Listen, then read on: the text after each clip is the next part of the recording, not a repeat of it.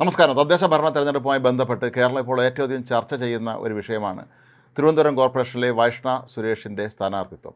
വൈഷ്ണ സുരേഷിനെ വോട്ടർ പട്ടികയിൽ നിന്ന് ഒഴിവാക്കിയ നടപടിക്കെതിരെ നിയമ നടപടി സ്വീകരിക്കാൻ ഒരുങ്ങുക തന്നെയാണ് കോൺഗ്രസ്. ഇക്കാര്യത്തിൽ ഹൈക്കോടതിയെ സമീപിക്കാനാണ് പാർട്ടിയുടെ നീക്കം.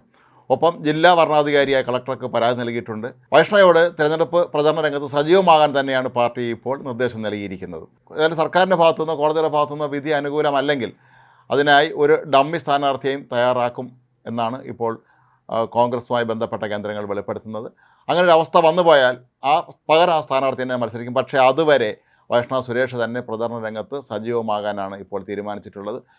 ഈ സപ്ലിമെൻ്ററി പട്ടിക ഇനിയും കോൺഗ്രസിന് കിട്ടിയിട്ടില്ല എന്നുള്ളതാണ് മറ്റൊരു പ്രധാനപ്പെട്ട വസ്തുത. അതുകൂടി ലഭ്യമായാൽ അതിവേഗം തന്നെ ഇതുമായി ബന്ധപ്പെട്ട നിയമ നടപടികളും മറ്റും സ്വീകരിക്കാനാണ് കോൺഗ്രസ് തീരുമാനിച്ചിട്ടുള്ളത്. തിരുവനന്തപുരം കോർപ്പറേഷനിലെ സ്ഥാനാർത്ഥികൾ ഏറ്റവും പ്രായം കുറഞ്ഞ വ്യക്തിയും വിവിധ മേഖലകളിൽ കഴിവ് തെളിയിച്ച ആളുമാണ് വൈഷ്ണവ് സുരേഷ്.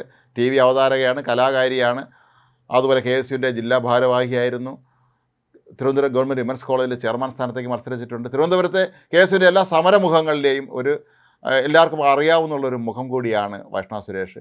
ഇതുതന്നെയാണ് CPM നേതൃത്വത്തെ ഭയപ്പെടുത്തുന്നത്. അതുകൊണ്ട് തന്നെയാണ് അവർ ഇത്തരത്തിലുള്ള ഒരു പരാതി ഇതിന് ചുമതലയുള്ള ഡെപ്യൂട്ടി സെക്രട്ടറിക്ക് നൽകിയത് എന്നാണ് കരുതപ്പെടുന്നത്. കോൺഗ്രസ് സംബന്ധിച്ചിടത്തോളം മുട്ടട വളരെ പ്രധാനപ്പെട്ട ഒരു സീറ്റാണ്. നേരത്തെ ഇത് CPMൻ്റെ കൈവശമാണ് ഉണ്ടായിരുന്നത്. നേരത്തെ കേശവദാസപുരത്തെ കൗൺസിലറായിരുന്ന അംശു വാമദേവനാണ് ഇപ്പോൾ ഇവിടെ മത്സരിക്കുന്നത്. ഇതിൽ കോൺഗ്രസ് ഇക്കാര്യത്തിൽ ഉറച്ച നിലപാടുമായി തന്നെയാണ് മുന്നോട്ട് പോകുന്നത്. പുതിയ തലമുറയിൽപ്പെട്ട പരമാവധി സ്ഥാനാർത്ഥികളെ രംഗത്തിറക്കാൻ തന്നെയാണ് കോൺഗ്രസ് തീരുമാനിച്ചിരുന്നതും. അതിൻ്റെ ഭാഗമായിട്ടാണ് KS ശബരിനാഥൻ ഉൾപ്പെടെയുള്ള പ്രമുഖ യുവ നേതാക്കളെയൊക്കെ തന്നെ മത്സര രംഗത്തിറക്കാൻ കോൺഗ്രസ് നടപടി സ്വീകരിച്ചത്. പക്ഷേ അതിൻ്റെ പുറത്തു വരുന്ന മറ്റൊരു വാർത്ത CPMനെയും വെട്ടിലാക്കുകയാണ്. കാരണം വൈഷ്ണവ് സുരേഷിനെതിരെ പരാതി നൽകിയ CPM ബ്രാഞ്ച് കമ്മിറ്റി അംഗത്തിൻ്റെ വീടിൻ്റെ നമ്പറിൽ 22 അംഗങ്ങളുണ്ട് എന്നുള്ളതാണ് ഇതിലെ ഏറ്റവും വലിയ തമാശ. ഇതെങ്ങനെ സംഭവിച്ചു എന്നുള്ള കാര്യം അന്വേഷിക്കുമ്പോഴാണ് CPM വ്യാപകമായ തോതിൽ ഇവിടെ ആളുകളെ കൂട്ടിച്ചേർക്കുകയും പലരെയും ഒഴിവാക്കുകയും ചെയ്തിട്ടുണ്ട് എന്നുള്ളതിൻ്റെ വ്യക്തമായ തെളിവുകൾ ഇപ്പോൾ പുറത്തു വരുന്നത്.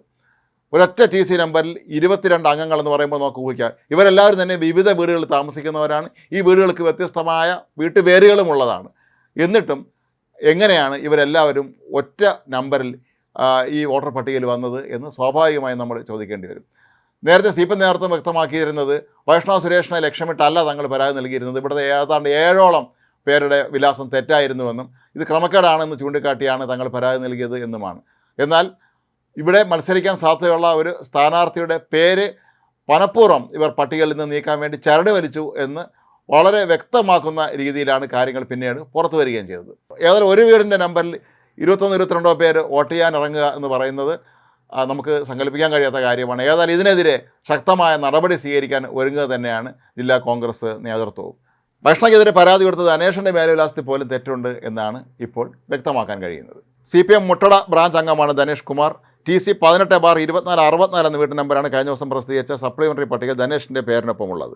ഇതേ വീട്ടു നമ്പറിൽ 21 പേരെ വേറെ ഉൾപ്പെടുത്തിയിട്ടുണ്ടെന്ന രേഖ ചൂണ്ടിക്കാട്ടിയാണ് കോൺഗ്രസ് ഇപ്പോൾ ആരോപണം ഉന്നയിക്കുന്നത്. സാധാരണഗതിയിൽ ഒരു വീടിന് ഒരു വീട്ടു നമ്പർ എന്നുള്ള രീതിയിലാണ് കോർപ്പറേഷൻ വീടുകൾക്ക് നമ്പർ കൊടുക്കുക.